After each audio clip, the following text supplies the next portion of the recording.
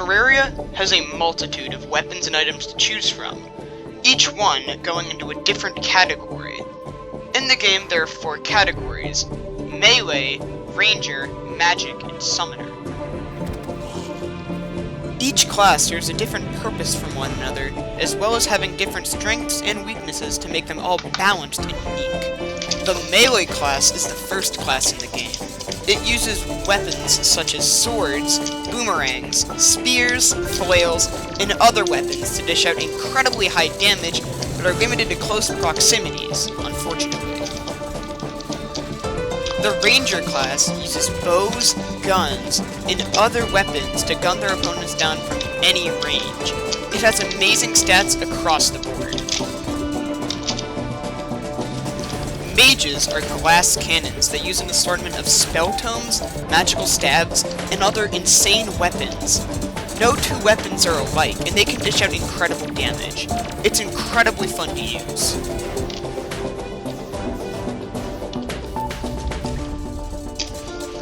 The last, but certainly not least class is the Summoner. Summoners are unique to any other class, and they actually summon minions to do your bidding for you. You can use whips to increase their damage, and it's satisfying watching them shred through enemies without you lifting a finger. So, that begs the question, what class will I be using in this playthrough? None.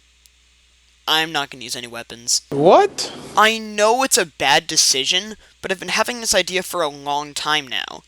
As you can see, I'm not using any weapons, but the boss is still getting hit somehow. This is because of an accessory that I'm using. If you didn't know, certain accessories and even armor sets are able to damage enemies, and I want to put this to the absolute limit. Is it even possible to beat Terraria without using any weapons? That is what I have came here to ask. So, is it possible to beat Terraria without using a single weapon? Let's see.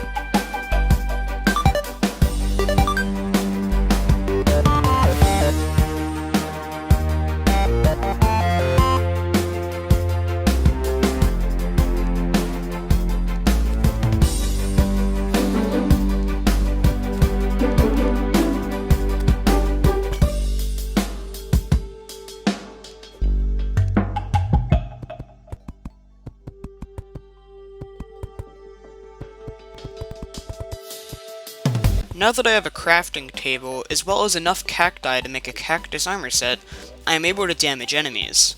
For those of you who have never used the cactus armor set, which I can't blame you, it's pretty bad, essentially, every time an enemy hits you, they will take in between 25 and 30 damage in return, meaning that you essentially have a permanent Thorns potion in your possession.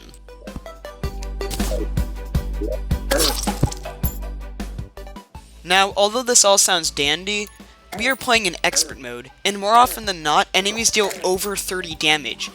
Because of this, a lot of times, an enemy will kill us before we will kill them, which means I think it is smarter to just sit back and build a elevator rather than explore the surface, especially during the nighttime.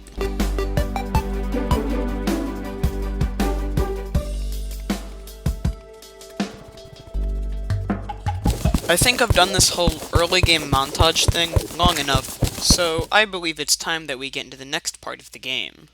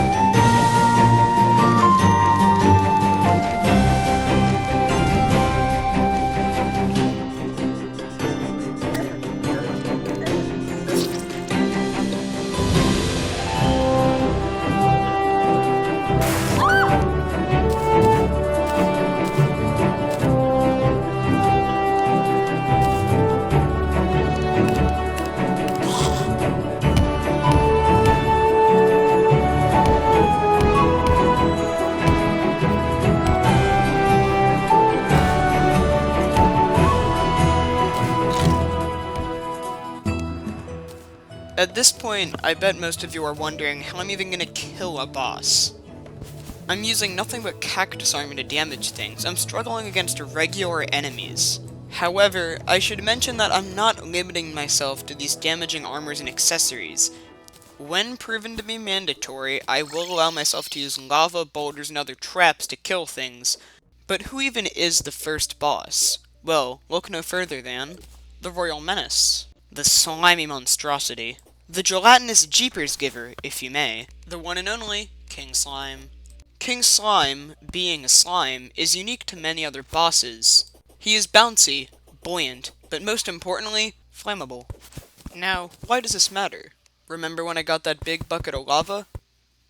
I think you know where I'm going with this. What follows is a brief construction montage.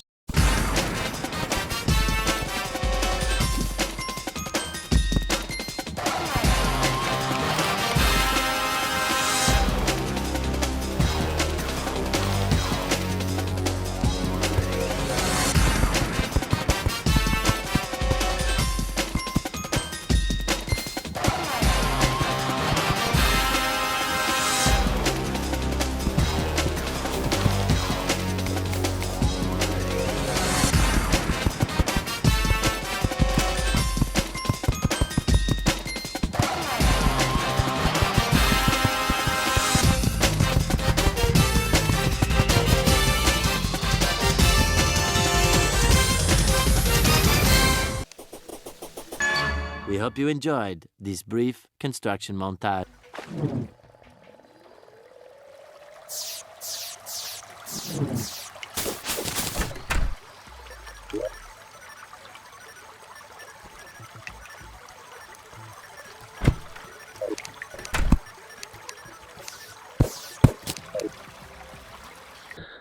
Motherfucker, fuck the fucking world, and my new band is called Skill.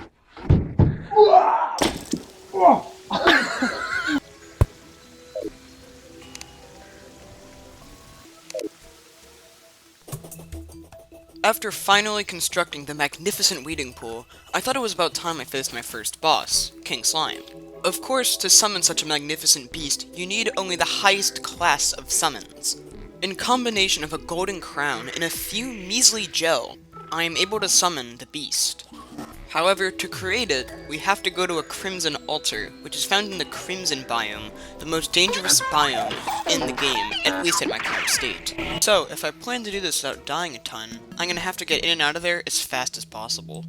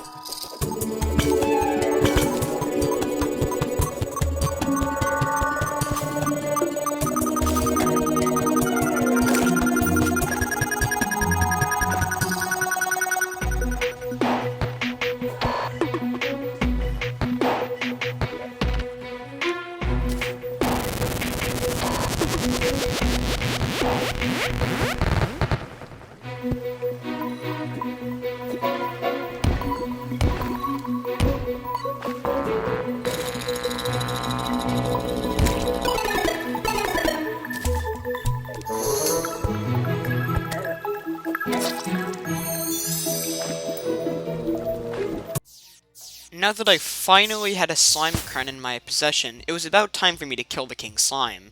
However, I decided to wait until the day rose, so that way you viewers could get the optimal vision experience.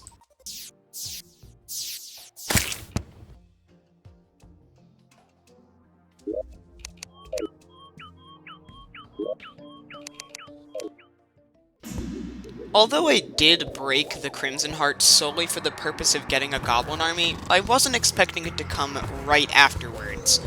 It's inconvenient, but good timing at the same time. Although the goblin army was, spoiler warning, absolutely abysmal, I'm glad I had it now rather than earlier, because the waiting pool completely saved me. My cactus armor was barely able to kill a single sorcerer on its own. So all I really could do was bait other goblins in, and make sure that the sorcerers weren't much of trouble.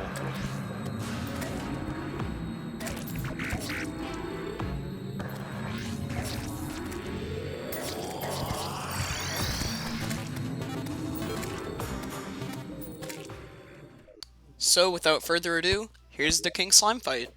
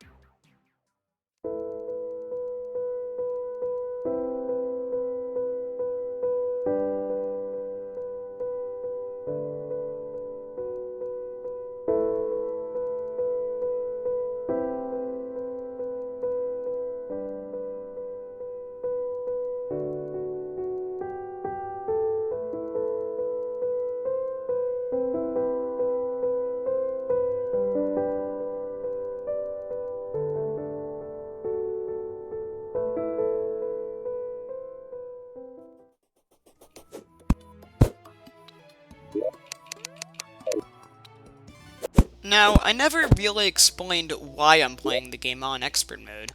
For one, it's more entertaining, obviously, but more importantly, every boss in Expert Mode has a unique drop, and a lot of these drops are incredibly helpful in this playthrough. Unfortunately, not King Slime's. His Expert Mode drop kinda sucks. But the Slimy Saddle is one of the most important items that we could have gotten, as we'll need it to kill the next boss. And, of course, following the natural Terraria progression, the next boss is the Eye of Cthulhu. Have you ever used Slimy Saddle on the Eye of Cthulhu? Usually when you do this, the Eye of Cthulhu chases you upwards, meaning that you can essentially bounce on him forever, dealing a ton of damage. There's a catch, however. Flat Earthers, have you ever heard of something called space? No? Well, neither is Terraria. Instead of going on forever, there's eventually a ceiling that stops you from continuing, meaning that you'll eventually be forced to fall to your demise, thus ending the fight. However, by getting fall damage immunity, technically, you could chase the Eye of Cthulhu to space, then fall back down, and repeat the cycle until he dies. But we don't have any accessories that give us fall damage immunity. Thankfully, there is an item that we have that can prevent fall damage consistently. Remember when I opened that chest in a sky island? I bet you weren't expecting the cloud blocks to be the best thing we got. In 1.4.4, cloud blocks, for some unknown reason, remove all fall damage that you would have taken previously. So, by covering the top of our arena with a common block, we essentially have the equivalent to a rare accessory. Completely balanced. So, here's the Eye of Cthulhu fight. There won't be any commentary for the rest of the video.